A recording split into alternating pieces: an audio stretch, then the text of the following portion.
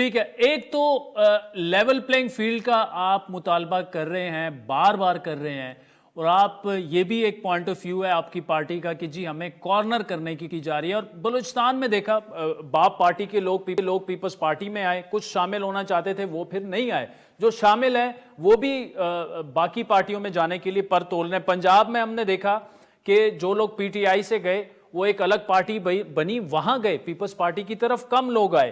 تو یہ کارنر کرنے والا جو معاملہ ہے اسی کو اگر آگے چلیں آپ یہ کہہ رہے ہیں، لیکن ساتھ میں یہ دعویٰ بھی کیا جا رہا ہے کہ ہم کلین سویپ کریں گے، بلاول بھٹو جو ہیں وہ وزیر اعظم بنیں گے. زرداری صاحب کی آج کی جو سٹیٹمنٹ میڈیا میں آئی ہے، تو لیول پلینگ فیلڈ بھی نہیں ہے، آپ کو کارنر کیا جا رہا ہے، اس کے باوجود بلاول بھٹو جو ہیں وہ وزیر اعظم بنیں گے. دیکھیں جی، یہ ندیدہ قوتیں جو ہیں یہ ہمیشہ جمہوریت کے خلاف کام کرتی ہیں، اور اس کا مطلب یہ ہرگز نہیں ہے کہ ہمیشہ وہ کامیاب ہو جاتے ہیں. اس ملک کے اندر جب جب جمہوریت کے خلاف کوئی اقدامات ہوئے ہیں تو پیپلز پارٹی نے قربانیاں بھی دی ہیں، اور پیپلز پارٹی اس میں سرخرو ہوئی ہے.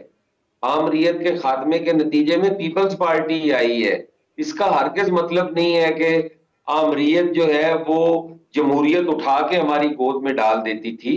ہم بی بی جیسی لیڈر شہید کرواتے تھے، ہم ذوالفقار علی بھٹو جیسے رہنما کو پھانسی کی نظر کر دیتے تھے، ہم سڑکوں کے اوپر اپنے 300 کارکنوں کی لاشیں اٹھاتے تھے.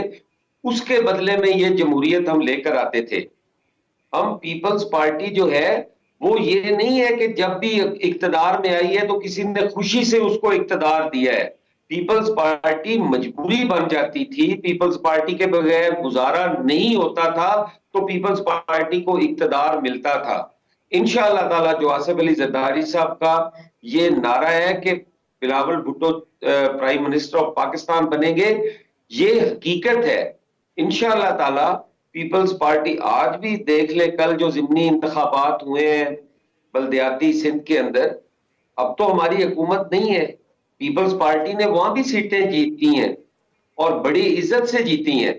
پیپلز پارٹی آج بھی ملک میں لوگوں کے دلوں میں بستی ہے. پیپلز پارٹی آج بھی واحد ٹھیک پولیٹیکل پارٹی ہے جو جمہوریت کی اور آئین کی بات کرتی ہے.